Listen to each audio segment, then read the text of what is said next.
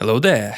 It's your boy Kiro coming at you with another Raw review. And this was October 17th, and it was interesting because it was another episode after the season premiere week. But I gotta be honest, even though this was way longer than SmackDown, obviously, I didn't feel as bored as I was watching this. Like, I just remember being really, really like more angrier, let's just put it that way, when I was watching SmackDown. But this was okay. I mean, there's a lot of stuff I don't like here, which I'm gonna get to actually. And one good thing is we have this right here, or this right here. We have pictures, and I think I've decided that even if I do it late, even if I do it a day later, I'm just gonna wait till the pictures drop just to make it a better experience. Because I want to keep these reviews as long format content, and simply because I'll be completely honest, otherwise it would be impossible for me to keep up with these. And also, I think it's more relaxing, like because this is a podcast. I'll give you my detailed opinions on pretty much everything. And that's one of the reasons why I don't put music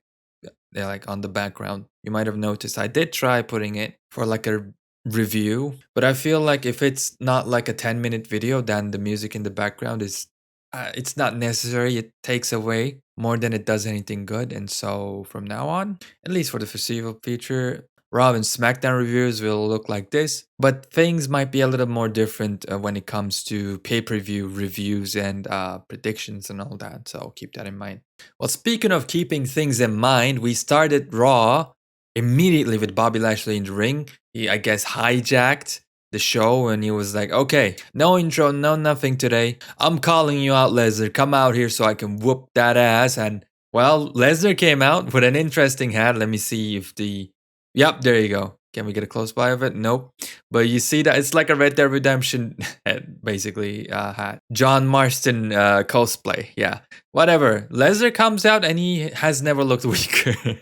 I was like, wow. I was genuinely surprised by this because he has, like I said, never ever looked weaker. That's a lie. He looked very weak when he first came back against John Cena back in 2011 in Extreme Rules. He immediately got beaten. Bad booking decision. Just like this was, I don't know. I'm not too sure about this. I mean, if you're seeing a big future with Bobby Lashley in the WWE, if you're going to use him 5 more years, 10 more years, I guess you can make him do this to Lesnar, but like, holy hell. I guess the reason why Lashley got so much on Lesnar here is to obviously make him more believable, but also Lesnar cost Lashley his United States Championship, so Lashley has to get revenge for that as well. And if he looks this strong in a segment like this, I'm not too sure if he's gonna win at Saudi Arabia. And I'm not even too sure on the story. Like, it doesn't set my world or anything on fire, to be honest. It's not great. But just knowing that we'll see Bobby Lashley and Brock Lesnar one-on-one, no BS, just a normal match. We'll get to see them actually go at it. That's cool enough.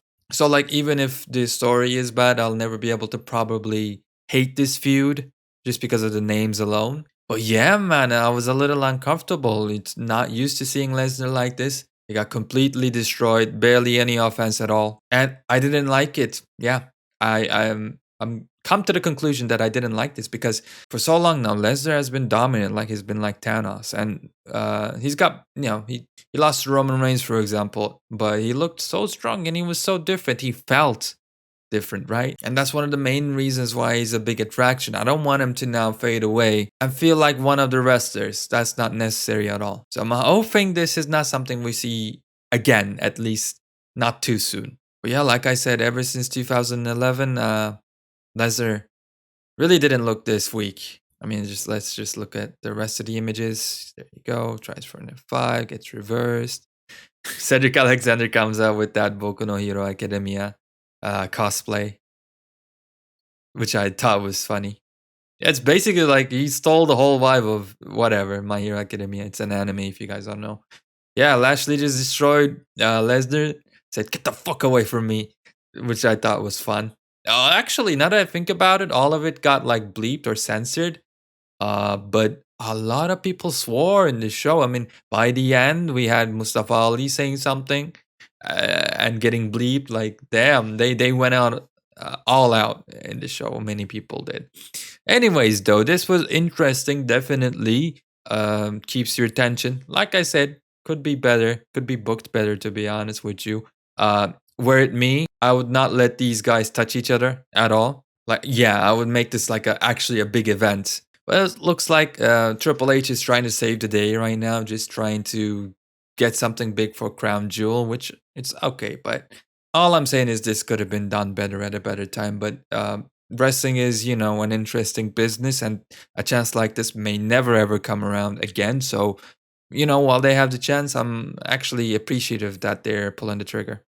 I mean, I know we've seen Brock Lesnar and Bobby Lashley before, but that was like under a different circumstance where they couldn't go all out one on one, like for real. But this is, yeah, like I said, this is them going one on one for real now with no BS, with uh, better booking than they had the last time. And imagine that, I've been talking about how this booking is not that good. Imagine how bad the last time was, right? Though we did get that Bobby Hoove joke, which I always appreciate. But anyways, yeah, Lesnar dies. We continue with the club sandwich. I like this match. I think this was one of my favorite matches of the night. But I mean, you got the Alpha Academy against the club, and Chad Gable is just amazing, and Otis is pretty good. So every single match they're in is also pretty good. But yeah, I'm starting to get tired of these guys as well. I mean, I like Chad Gable. I really do like him. It's just he does nothing, right? Or he does the same thing, and he never really accomplishes anything important, and that's starting to drag on, just like Damage Control. But anyways, just get through this match. I enjoyed it. It was fun. It was nice. I thought the club was good here. Let me make this quite clear. I hated seeing them in AEW. I hated them in Impact. I hated them in New Japan. I guess, like, yeah, once they got fired from the WWE like a year or two ago, dude, they fell off so bad for me. Like, oh my God, I really didn't want to see him. And so I was real interested in this match because I wanted to see how they would do now that they're back in the WWE. And I gotta be honest, I like him. I mean, I used to really like Carl Anderson, so I'm already like predisposed to liking Carl Anderson. And yeah, so far so good with their booking. I enjoy it.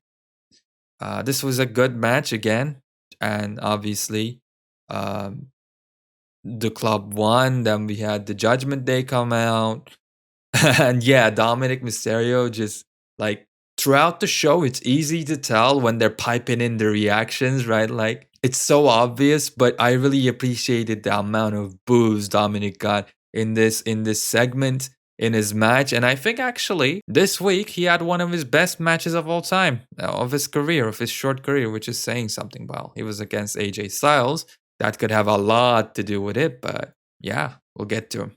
Speaking of AJ Styles, Dominic Mysterio and AJ Styles had a bit of a back and forth here. Styles called Dominic Mysterio a punk.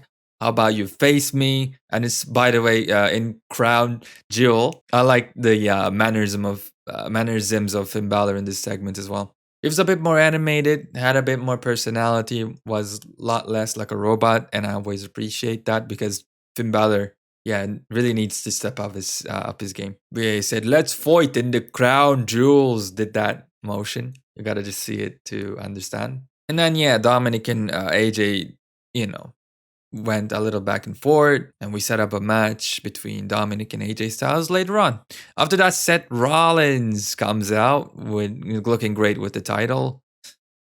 And then, yeah, it gets interrupted by Mustafa Ali. As you can see here, nothing worth mentioning before. He just talked a little bit, thanked everybody who supported him, said F you to everybody who didn't.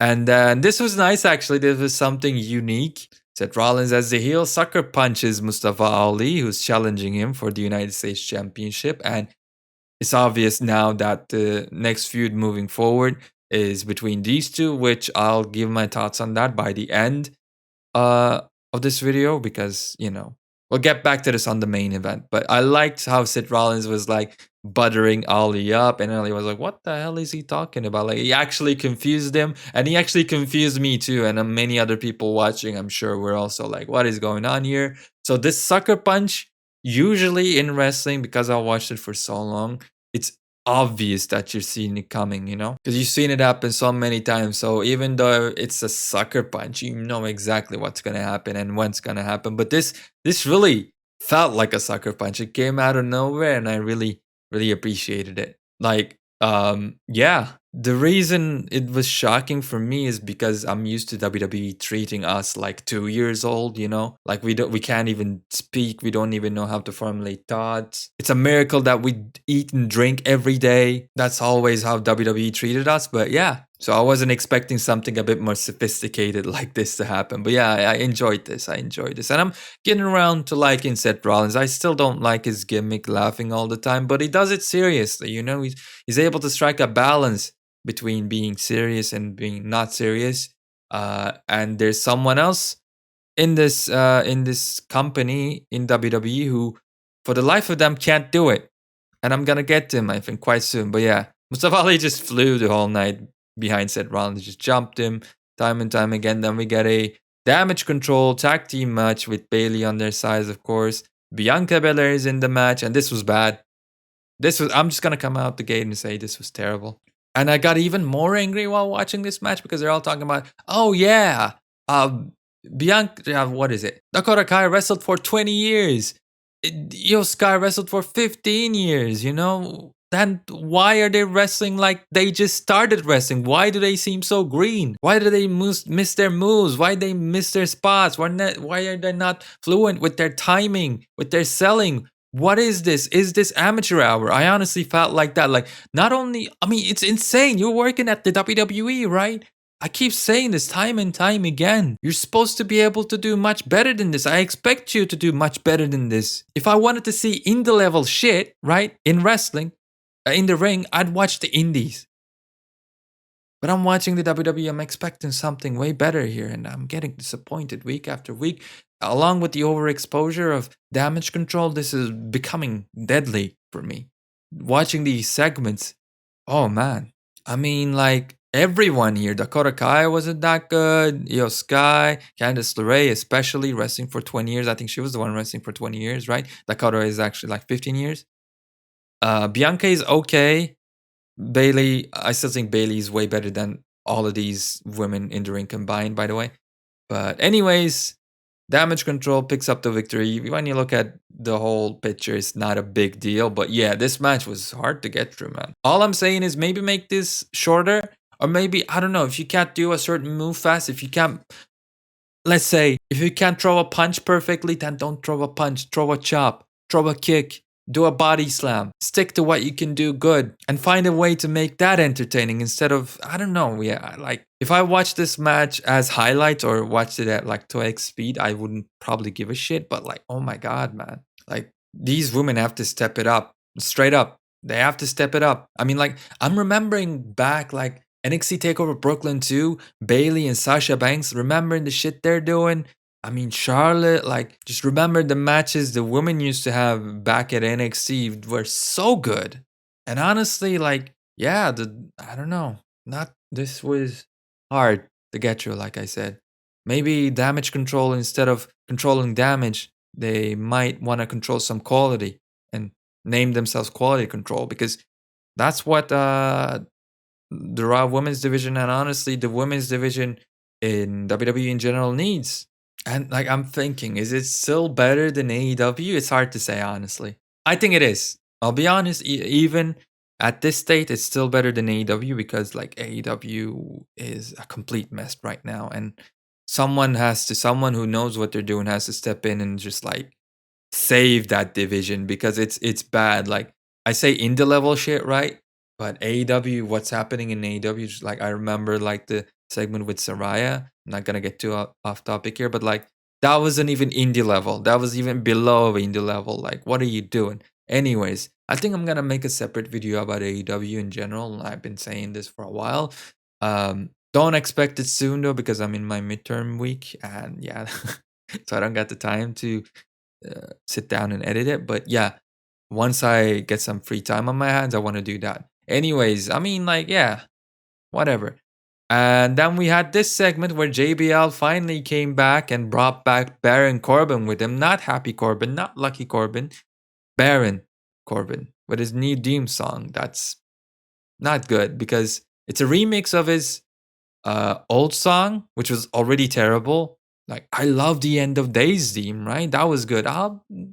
What is it? I'll come from hell and I'll pull you. You know what I'm talking about. That song is great. I wish you brought that back, but whatever. Before we get to the match between Baron Corbin and his opponent that I already forgot about, gotta talk about how JBL just like pretty much put every single person to shame on the mic. In the past year, or like ever since Triple H, or even before that, the only person who's been able to come close to JBL on the mic was Bray Wyatt last week, right? His return promo. This sounded so real. This sounded so good. It was just a joy to listen to. Same with the commentary when JBL was commentating on the match. He was so freaking good. Like, also, I gotta say, I guess Corey Graves and his new partner from NXT, they're having a lot of trouble like that. Like, randomly, they get so silent. I'm thinking like, wait, did something happen to my audio? Did they fucking die? What's going on? I mean, like they step it up when they're supposed to step it up, but sometimes I know you don't have to scream all the time when you're being a commentator, but at least say something, you know? Sometimes there's too much dead air. And right now, Michael Cole and Wade Barrett, I think they're doing a better job. But I think they also need to just gel better together and develop some sort of a chemistry because there's no energy in none of the commentary teams right now. There's no energy. It used to be with Pat McAfee. You know, you had that energy there. Now it's just, yeah, it's very neutral. Most of the time, very silent, very quiet. That needs to change. But whatever. JBL just put everybody to shame like in 2 minutes. Just it speaks so well, and I miss this. I need to see this more in the WWE. I mean, we see it in AEW, right? With guys like MJF and CM Punk. They're really good, and they're let free. By the way, right? They don't have a script. They have to follow word for word. We need to see this more in the WWE as well. I'm not saying make everybody free, right? Break all of their chains, no, but just just make it a little less tighter. Just let them have a bit more input with their promos. Because JBL comes from an era where, yeah, that was the case. I mean, you needed to say a couple of points, you needed to get them across, but how you would do it was completely up to you, and nobody would write anything for you, so you wouldn't sound like a robot. Because what you have to say, in order to say it well, it would need to come from you, and it would need to be a little more genuine, right, and interesting. I mean, like if you haven't listened to this promo, just go listen to it and you'll immediately notice the difference, right? Like just look at the promo of Finn Balor cut, or anyone, the way anybody spoke throughout this entire show, and then just look at what JBL did. In 2 minutes, he put everyone to shame twice in a row, 10 times over, or whatever. But I didn't like this, because let's just get closer here. Look at Baron Corbin. This is what he looks like. He didn't even get in shape, which I guess he's a heel and he's being cocky and arrogant.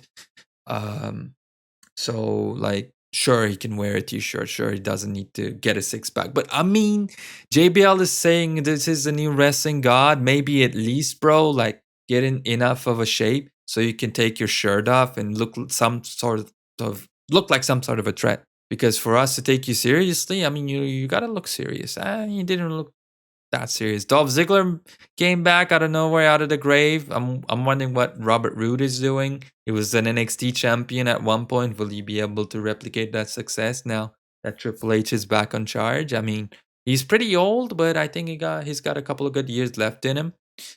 He could definitely do something with at least a mid-card title. But yeah, I mean, like it's hard right now because we have Walter and Seth Rollins on the other side, and we have Roman Reigns, and I don't see any of these guys losing. And actually, now that I look at it, like every single champion feels like a champion, feels like they should be there. They feel dominant, and they feel like they deserve it. So that's pretty cool. But yeah, I mean, this match, this cross line was cool. And there's not much else I can say about this match. It was a normal Baron Corbin match. Literally nothing was different. His new theme song with remix is now a tiny bit more tolerable, I feel. But yeah, it's still shit. It's straight up just bad.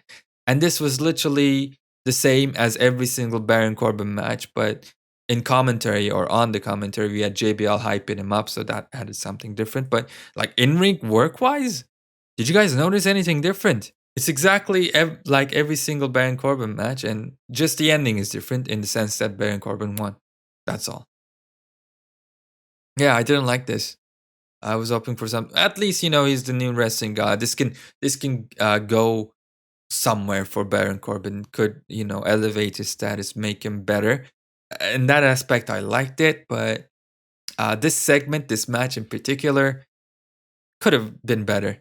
Especially his theme song again, which is super important because wrestling is all about character telling stories, and well, a theme song is a super important part of that. So yeah.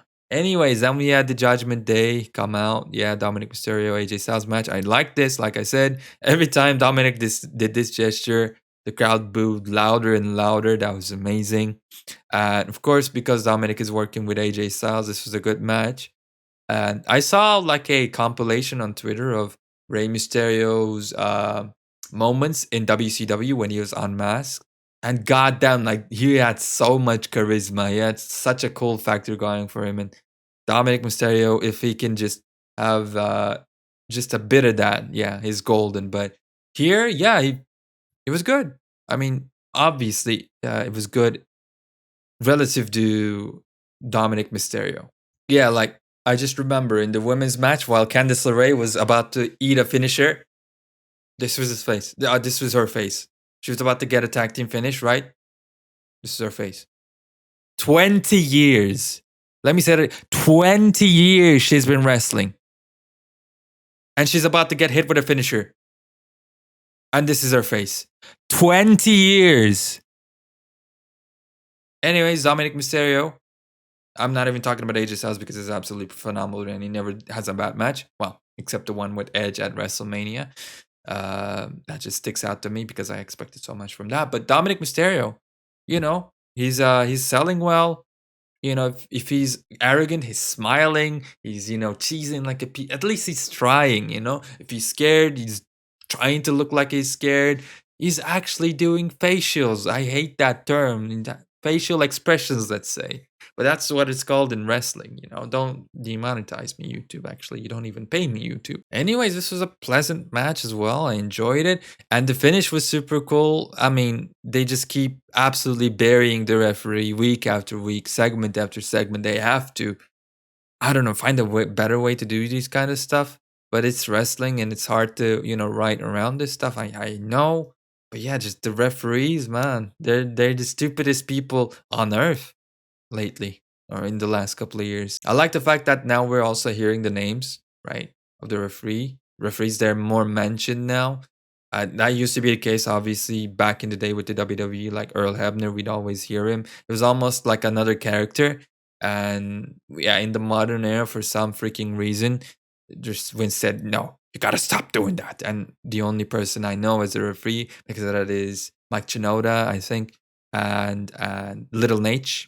Anyways, I like the fact that, get to hear them. Well, anyways, like, okay, dirty finish. Dominic picks up the victory. And the commentary, I felt solved this super well. It was a upset victory. The reaction to it was good. Yeah, I liked it. The crowd, didn't react like, whoa, crazy, this is insane, what's going on? But they reacted well enough. And I really loved the reaction of the Judgment Day. They went absolutely ballistic. They sold it really well too. And AJ Styles, again made that face like, like what the hell just happened? Yeah, this match was good. This was a good showcase for Dominic Mysterio. Now we're heading to Crown Jewel. It's closer than actually. Yeah, let me see. Right, it's gonna be at November 5. So there's still a bit left. But before we move on to the next matches, let me just say basically I am enjoying what Judgment Day is doing, and yeah, with the club coming in. It feels fresh, it feels interesting, it feels exciting. I'm not chomping at the bits to see what they're gonna do next, but again, it's okay, it's good, it's watchable, which is just looking back at the WWE and how Raw and SmackDown has been, how WWE in general has been over the years, watchable is more than enough for me. Then we had Dexter Lumis come up, but of course, this is not where everything started. Throughout Monday Night Raw, we had segments of The Miz faking his knee injury and Johnny Gargano actually like calling him out on that. And yeah, it looks like The Miz and Johnny Gargano will be in a feud now. But anyways, Miz just yeah gets destroys Dexter Lumis with a chair. And if he had lost this match, Dexter would have been signed to Raw. Apparently now Johnny Gargano knows what Dexter Lumis did to the Miz. He knows the secret. I like one of the commentators said, I don't know who it was, but they said Johnny blackmail. I don't like Johnny Gargano, by the way. I'm still not liking him. I'm not warming up to him at all, but we'll see. We'll see where it goes. Like, I don't want to just write him off and hate him. But yeah, I'm not feeling too great on him, especially when they're absolutely wasting someone like Austin Theory, who just has way more potential than Johnny Gargano does, and just pushing Gargano, which was one of the main reasons why I stopped watching NXT. It's just a little worrying, but we'll see where they go with this. Finally, though, like, speaking of going places, this storyline felt like it was going absolutely nowhere for years. Thankfully, though, now we have something serious happening, and Ciampa is still missing. I'm assuming he's gonna figure into this story as well. But yeah, Miz left him laying down, and we're gonna see consequences of this in the following weeks. I guess something is gonna be like building up to the crown jewel. Maybe that's where we'll actually get to see this match. Which is actually, if that's the case, that's good booking in my book. Don't give a match like this if you can. Don't give it at a weekly show, but give reason to people for buying crown jewel, basically. Anyways, Elias came out. Obviously, he's been trying to grow out his beard as quick as possible. Not as long as it used to be. That's what she said. He's gonna have a party, and Riddle interrupts him. There you go. I'm really starting to dislike Riddle as well. Just imagine his mentor is Randy Orton, right? Imagine Randy Orton doing this in any era of his career, in any a phase of his career. Imagine John Cena doing this, even in his rookie years. Imagine The Undertaker, imagine Stone Cold, imagine The Rock acting the way Matt Riddle does. He's literally forcing himself to be a low carder, a mid carder at best. Like, look at Seth Rollins. He's being goofy too, I guess. But he found a way to make it serious too. But Riddle just, oh my God, he's unbearable. His delivery is so obvious. Like, he might as well just, hello, bro. Right now, I'm going to kick your ass. Like, it's so bad, bro. It's not even, doesn't even feel real. And I loved when he was serious. I don't know if you guys remember this, but like when Randy first got injured and Riddle was like, I'm gonna take revenge. I'm gonna destroy Roman Reigns, right? Like, he cut a serious promo. Like, I want that Riddle back, man. Have that Riddle 90% of the time, that serious Riddle that is actually dangerous. Because this motherfucker is dangerous, man. He can really kick ass. He's got the ability, but it just doesn't present himself in that way. Like, be goofy sometimes. Of course, be goofy. You can't be serious all the time. Obviously, that's bad too. But you cannot be this way as well and expect me to take you seriously. Like, I don't want him to win the United States Championship. I don't want him to win the WWE Championship, especially not something like that. If he's gonna just continue to act like this, like I said, more serious Riddle, who went after Roman Reigns, who was cutting serious promos, and less, much less it is. Please. Oh my God, I hated this. And not just this, like the backstage segment with Mustafa Ali, when they went up to the Miz, who was faking his knee injury, right? That was just terrible. That was not good. Straight up not good. Yeah. Riddle, man, I think you're lost. I think, yeah, you just have to just get a serious edge to yourself, like, soon, before things are, before it's too late. Because to me, it's not working at all, right? And I assume for a lot of people, it's not working either. Simple question, Riddle. How can we take you seriously if you're not gonna take yourself seriously? Or at least, present yourself that way. Yeah, Elias was getting decent reactions. It's gonna be lovely to see him just do his segments again. Yeah, real excited. I mean, he did some of the best, segments. He got some of the best crowd reactions in the past 10 years in the WWE, created some of the biggest, most memorable moments. And so glad to see this version of Elias back. Excited to see what he's going to do in the future. In today's Raw, all he did was He threw a sick knee to Seth Rollins and then cost Riddle the match inadvertently, by accident. Saying the other word is really difficult. Inadvertently? Inadvertently. English is a little weird sometimes. Anyways, at the 30-minute mark right now, I see, but it's Monday Night Raw. It's 3 hours. There's a lot to talk about. Regardless, now I railed on Riddle and I said how much I dislike his current, demeanor. I gotta say though, now let's turn those negatives into a positive. This was the best match I've seen between Matt Riddle and Seth Rollins. Nothing else ever comes close. I mean, like their pay-per-view match before Extreme Rules was really, really bad. Their segments, most of them, some of them were really good. Most of them were really bad. Their matches at their match, the fight pit match at Extreme Rules was underwhelming at best. It wasn't anything special. But this is it, man. This was good. This was good. We had everything these two could have done, and then some. I guess the only thing that I really didn't like is the suplex spot where Seth Rollins suplexes him over the top, like inverted suplex from the top rope, right? That was beautiful. Crowd reacted beautifully to that. He should have gone for the cover there, but instead, Seth Rollins likes to also get his opponent up and combo it. He does it with like a suplex and a Falcon Arrow. Super unnecessary. Took the wins out of the sails from the crowd. Like they were ready to react, ready to count the pin. And as soon as Seth Rollins got up for the second move, they were like, "What the fuck is going on?" And they just like died down. It's really not necessary. It's not necessary, number one, and it devalues the first move, which looked super good. You don't really need to do it, and especially when he does it all the time. Though recently he has not done this, but I remember like when he was Monday Night Rollins babyface, he was doing that spot all the time. It's just maybe bust it out sometimes, but in this case, it just like I said, didn't look good, and it ruined the reaction of the crowd as well. But other than that, the rest of the match was super good. I mean, in the confines of what could have been done here. And the commentary also stepped it up here. They finally, acted like there was a sense of urgency. Something big was going on, anyways. And then Seth Rollins, by the way, curb stomped Elias and Matt Riddle. I'm assuming now we're going to see Elias versus Matt Riddle.